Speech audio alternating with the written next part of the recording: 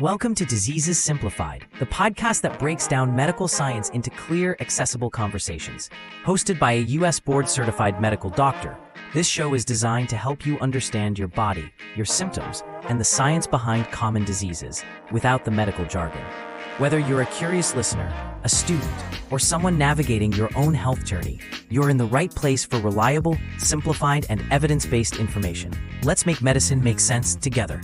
Welcome to the Deep Dive. We're here to help you cut through the noise and really get to those aha moments. That's the plan. So today, we're diving into something that feels, well, like both yesterday and ages ago. COVID-19. It really does warp your sense of time, doesn't it? Absolutely. Remember how fast everything changed? Offices empty, schools online, just overnight. The world turned upside down. It was astonishing.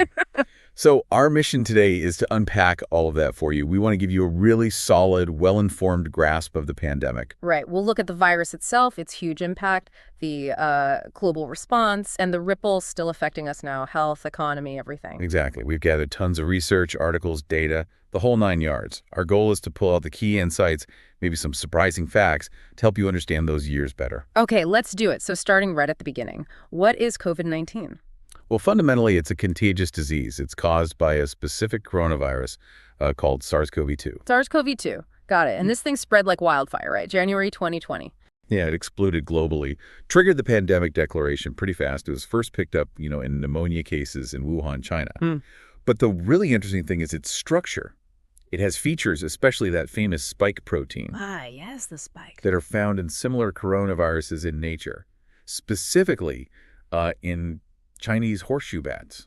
So it wasn't entirely new in its type of structure? Sort of. Yeah. Related viruses existed. Now, when SARS-CoV-2 gets into us, it primarily goes through the respiratory system. The lungs, right. Yes, the lower tract, like the windpipe and lungs.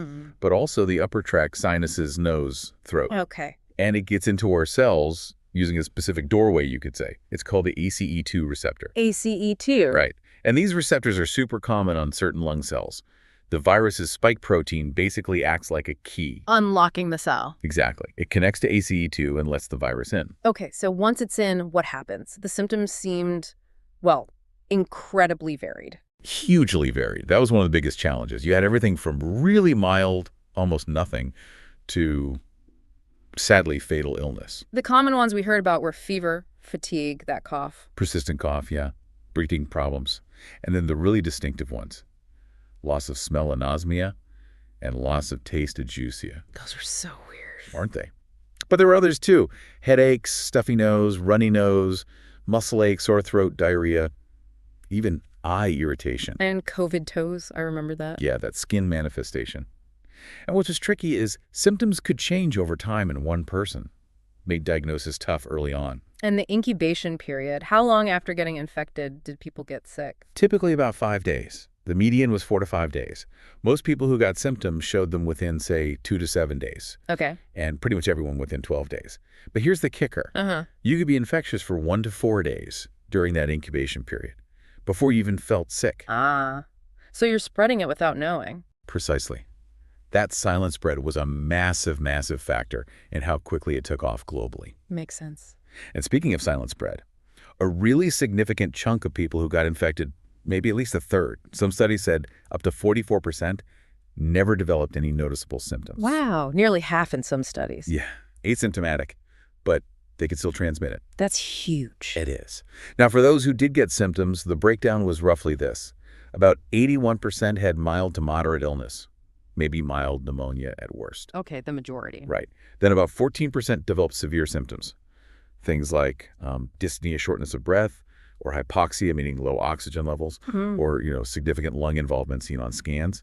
These folks often needed hospital care. 14%, okay. And then the last 5% developed critical symptoms, really life-threatening stuff. Respiratory failure, septic shock, multi-organ dysfunction, intensive care territory. And older people were hit harder. Consistently, yes. Yeah. The risk of severe disease definitely increased significantly with age. Beyond just the initial sickness, though, the complications sounded terrifying.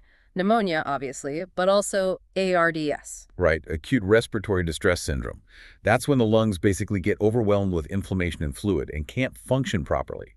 It often leads to needing a ventilator and can cause multi-organ failure. It was a major cause of death. But it wasn't just the lungs, was it? Not at all. That was another surprising and scary aspect. We saw major cardiovascular issues, heart failure, irregular heartbeats, inflammation of the heart muscle itself, Wow. liver injury too. Elevated liver enzymes were seen in like 20–30% of cases. Kidneys could take a hit as well. Up to 30% of hospitalized patients showed signs of kidney injury, even if they had no prior kidney problems. And the brain. I remember hearing about neurological effects. Yes, definitely. Reports of seizures, strokes, encephalitis, which is brain inflammation, Guillain-Barré syndrome, that rare paralysis, even acute encephalopathy. Studies found damage to tiny blood vessels in the brain. Goodness, it really attacked the whole body. In severe cases, yes. And that brings us to the cytokine storm. Right, that term was everywhere. What does it actually mean? So it's basically the body's own immune system going into overdrive. In severe COVID, you sometimes see this massive, rapid release of pro-inflammatory molecules called cytokines. Immune signals, kind of? Exactly, but way too many, all at once. It creates this systemic hyperinflammation throughout the body. That's bad Because that inflammation itself causes huge damage. It can lead directly to ARDS, to multi-organ failure. And it's strongly linked to another major problem, blood clots. Ah, thrombosis. Yes. A really high rate of blood clots was seen, especially in ICU patients. Strokes, heart attacks, clots in the lungs or legs. This cytokine storm and the clotting were considered leading causes of severe illness and death. The body's defense turned destructive. That's terrifying. And even if people survived the initial illness, the problems didn't always end there, did they? Long COVID. Exactly, long COVID. This huge umbrella term for effects that linger for months, even years, after the infection itself is gone. What kind of effects? All sorts. Chronic fatigue is a big one. Persistent cough, shortness of breath, ongoing inflammation or injury in organs like the lungs and heart. Still affecting the organs months later. Yes. And neurological issues too, brain fog, memory problems, headaches, psychological effects like anxiety, depression, mood swings. We've actually seen observable damage to organs in long-term studies, which are still ongoing. It's really serious. It is. And it's why the WHO, the World Health Organization, was so adamant that just letting the virus rip through the population to get herd immunity was morally unconscionable and unfeasible. The potential for long-term harm was just too high. Yeah, that makes sense. And certain groups faced unique risks too, right? Like children. Yes.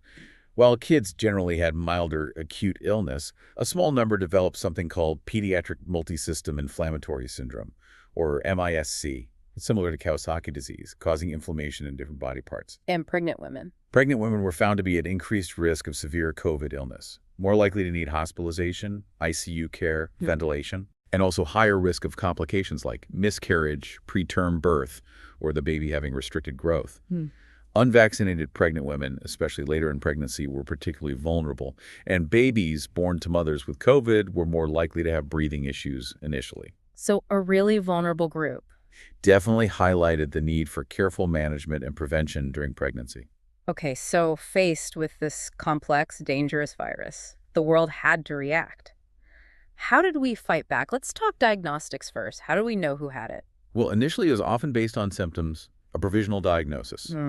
But confirmation relied on lab tests. The PCR test. Exactly. RT-PCR, real-time polymerase chain reaction. That became the workhorse.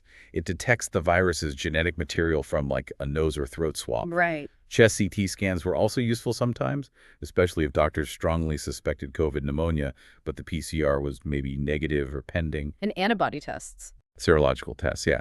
They don't detect the active virus, but antibodies to the virus in your blood. So they tell you if you've had a past infection. Important for tracking spread and immunity. Got it. Then came prevention. Huge focus there. Obviously, vaccines were the game changer. Absolutely. The speed of vaccine development was unprecedented. The first one got regulatory approval in the UK in December 2020. Less than a year after the pandemic started. Incredible. It was. But it built on decades of prior research into other coronaviruses, like the ones that caused SARS and MERS. That groundwork was crucial. And these vaccines, they really made a difference, didn't they? Hugely. Widely credited with slashing rates of spread, severe illness, hospitalization, and death. Though immunity wasn't permanent, boosters became necessary. Right. Immunity wanes over time, especially as new variants emerged. But the data was, and remains, pretty stark. Death rates for unvaccinated people were substantially higher than for vaccinated people. They were also deemed safe for pregnant and breastfeeding individuals. Okay, besides vaccines, what else? Masks, Lots of talk about masks. Masks were key. They work in two main ways. Source control, stopping infected people from spreading droplets and aerosols. Right. And personal protection, reducing the wearer's chance of inhaling the virus. Did the type of mask matter? Yes. Properly fitted N95 respirators offered the best protection. Surgical masks were next best. Cloth masks provided some benefit, but generally less, especially if not well-fitted or multi-layered. But studies consistently show that community masking did reduce overall transmission. And then social distancing, that really defined the early pandemic for so many people. It really did.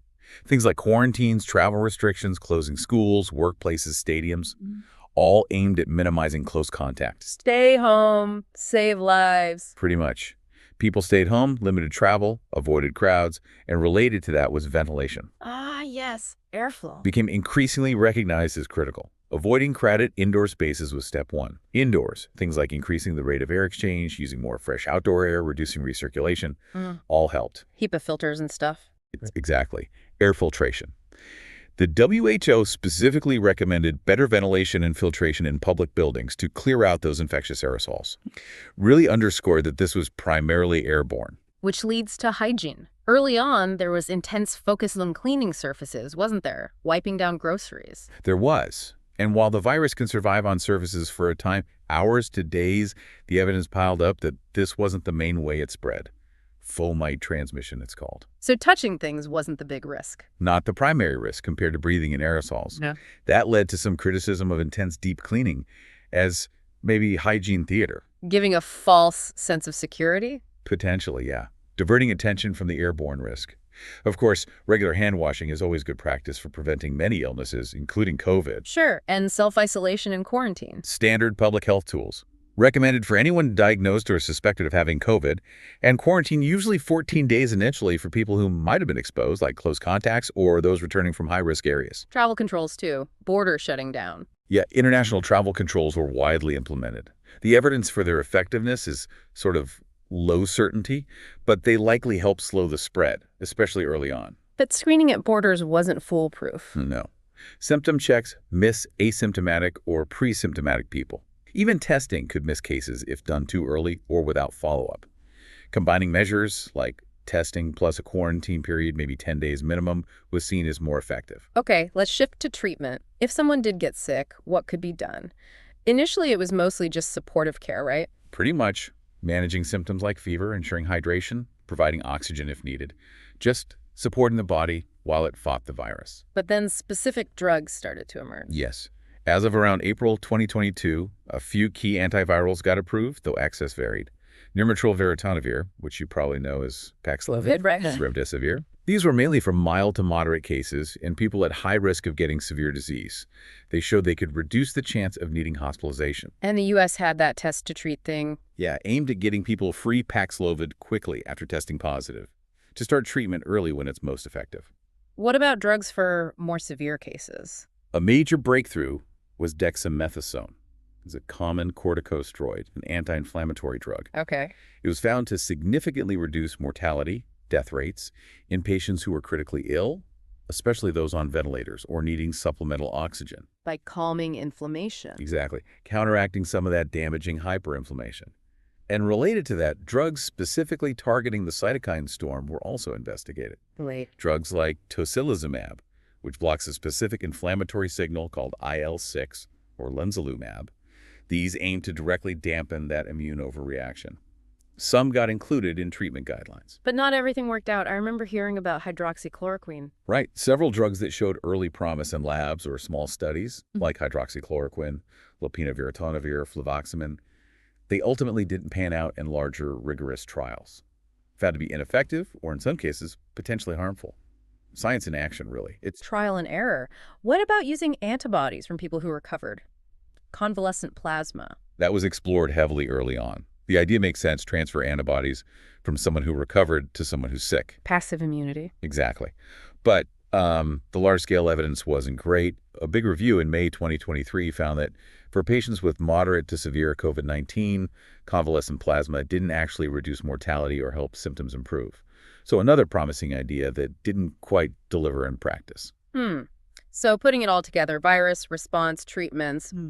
What did recovery look like? How did outcomes vary? Big variation. Again, people with mild cases usually felt better within about 2 weeks. Okay. But severe or critical cases, recovery could take much longer, maybe 3 to 6 weeks or even more. Oh. And sadly, for those who died, the time from getting symptoms to death was typically between 2 and 8 weeks. And the lungs took the biggest hit long term. Often, yes. The lungs were definitely the most affected organs. As pretty striking studies showed, up to 98% of hospitalized patients still had some abnormalities on their lung CT scans, even after they felt clinically better. 98%. Yeah, and long-lasting effects like pulmonary fibrosis, scarring in the lungs, or just generally reduced lung function were more common in older people, those who'd been severely ill, spent a long time in the ICU, or were smokers. How long did it take for lungs to recover? It could take months, anywhere from 3 months to a year, sometimes longer, for lung function to get back to where it was before COVID, if it ever fully did. And what about getting infected again? Reinfection? Initially, it seemed pretty uncommon. But once the Omicron variant arrived, around 2022, reinfections became much more frequent. Were they generally milder? The thinking was generally yes, especially if it was the same variant you'd had before, or if you were vaccinated. Your immune system had some memory, some ability to fight it off better the second time. Okay. Let's talk risk factors. Who is most likely to get seriously ill? Age seems like the big one. Age was definitely the strongest predictor of severity. Mortality rates climbed dramatically among older adults. How much more dangerous was it than, say, the flu? For middle-aged adults, estimates suggested the infection fatality rate, the chance of dying if you got infected, was maybe 100 times higher than the annual risk of dying in a car crash. What? And way, way more dangerous than typical seasonal flu. That really puts it in perspective. And having other health problems, comorbidities? Huge factor. The vast majority of people who died from COVID also had underlying conditions. Like what? Data from Italy, for example, showed over 96% of deaths had at least one other condition, averaging about 3.4 diseases per person. Wow. Most common were things like high blood pressure, type 2 diabetes, heart disease. Also, serious respiratory conditions like moderate or severe asthma or COPD obviously increased risk significantly. Lifestyle factors too, smoking. Yes. Smokers were more likely to need intensive care or die. Air pollution exposure, both short-term and long-term, was also linked to worse outcomes. And obesity, particularly with fatty liver disease, was another significant risk factor. What about people with weakened immune systems? Immunocompromised individuals, like organ transplant recipients, were definitely at higher risk for severe illness. Their bodies just couldn't mount as strong a defense. And genetics. Did that play a role? It seems so. Some people naturally don't produce certain key antiviral proteins called type I interferons very well, or they make antibodies against their own interferons. Those individuals tended to get much sicker. Interesting. And specific genetic variants were identified that acted as risk factors in some populations. Also, sex differences seem pretty consistent. Males versus females. Yeah.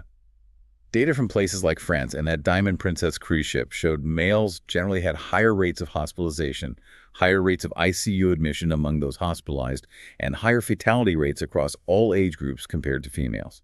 The reasons aren't fully clear, but the pattern was there. Okay, and measuring mortality. We heard CFR and IFR. What's the difference again? Right. 2 key ways to look at it. Right. CFR is the case fatality rate. That's deaths divided by confirmed cases, so people who tested positive. Globally, as of March 2023, that ratio is about 1.02%. Okay. But IFR, the infection fatality rate, is probably a better measure of the virus's true deadliness. It divides total deaths by the estimated total number of people infected, including all the mild and asymptomatic cases that never got officially diagnosed. So it accounts for the hidden infections. Exactly. It gives you a more complete picture of the overall risk of dying if you contract the virus, regardless of testing. Got it. Now, shifting gears dramatically. The economic impact. It wasn't just a health crisis, was it? It was a massive economic shockwave. Massive is an understatement. It hit practically everything. Capital markets, labor markets, global trade, how much people were buying, what factories were producing. Supply chains breaking down. Totally. Broken supply chains, businesses suddenly having no cash flow. It led to huge revenue losses and, unfortunately, millions of job losses worldwide. How bad was the overall hit predicted to be? The IMF, the International Monetary Fund, initially projected a 4.4% contraction in the global economy just for 2020.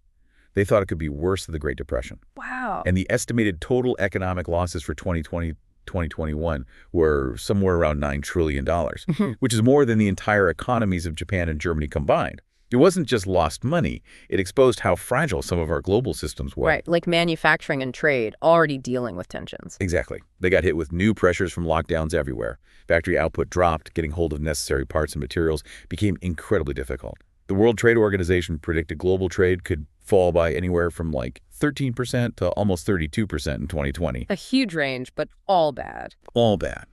It forced a lot of companies to rethink how and where they make things. And some sectors were just gutted, weren't they? Service industry. Absolutely hammered. Shops closed, restaurants closed, people stayed home, even where online sales picked up. It didn't make up for the loss of in-person business for many.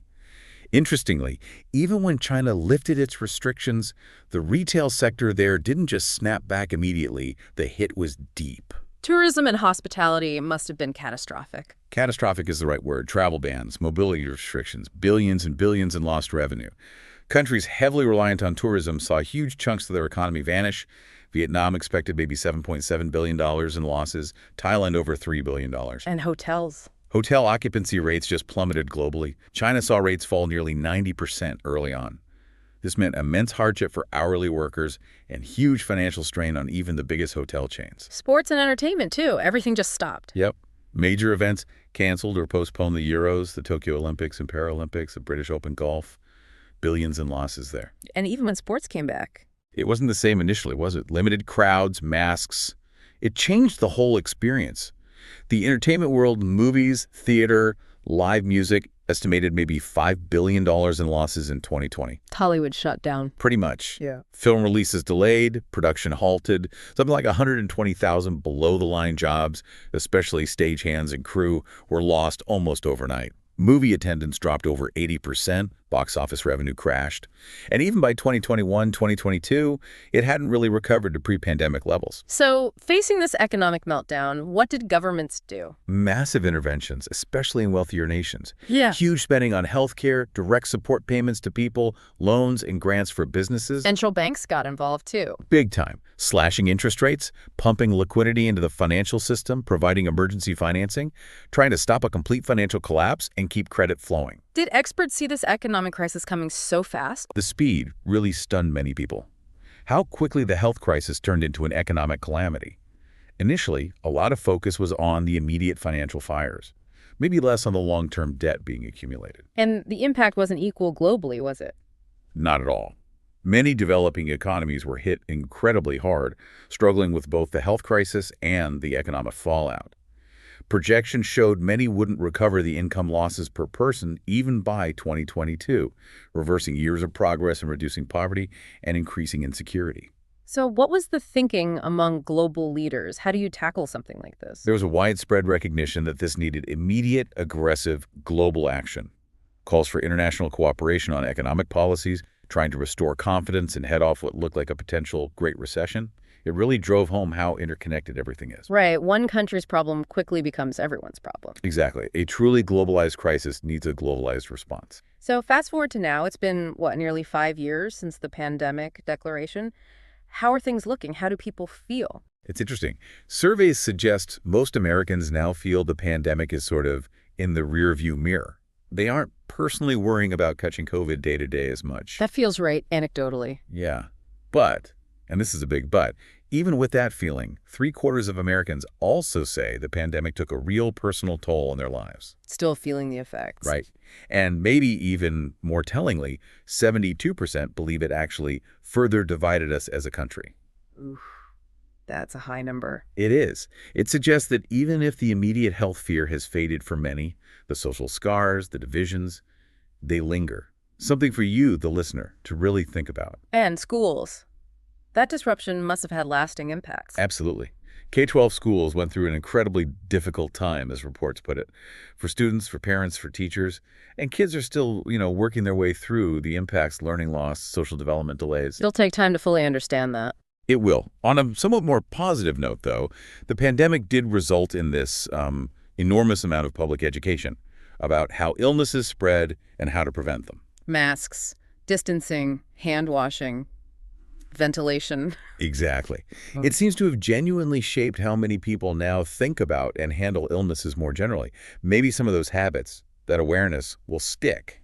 So we've covered a lot of ground here. From the virus's biology to the global economic chaos, the medical fight back, and the lasting societal marks. It's been quite the journey. It really has. A story of science moving at incredible speed, of economies under unprecedented strain, and, of human resilience and adaptation, but also of deep vulnerabilities. Understanding all these different threads, the medical, the economic, the social, is so important for making sense of where we are now and maybe where we're headed.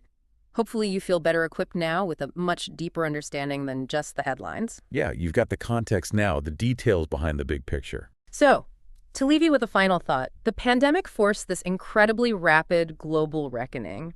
It showed us where we were vulnerable, definitely, but it also revealed this immense capacity we have for collective action, for innovation, when we're really pushed. So the question is, what enduring lessons about preparedness, about resilience, not just for pandemics, but across all our interconnected systems, economic, social ability, what lessons should we be actively carrying forward to face whatever unexpected global challenge comes next? Thanks for listening to Diseases Simplified. This episode was created with the aid of AI technology, including voice generation, to improve clarity and accessibility. All medical content is based on current literature, carefully curated and independently reviewed by a U.S. board-certified physician. Please remember, the information in this podcast is for educational purposes only and should not be taken as medical advice. Always consult your own healthcare provider for diagnosis and treatment tailored to your needs. Stay curious, stay informed, and we'll see you next time.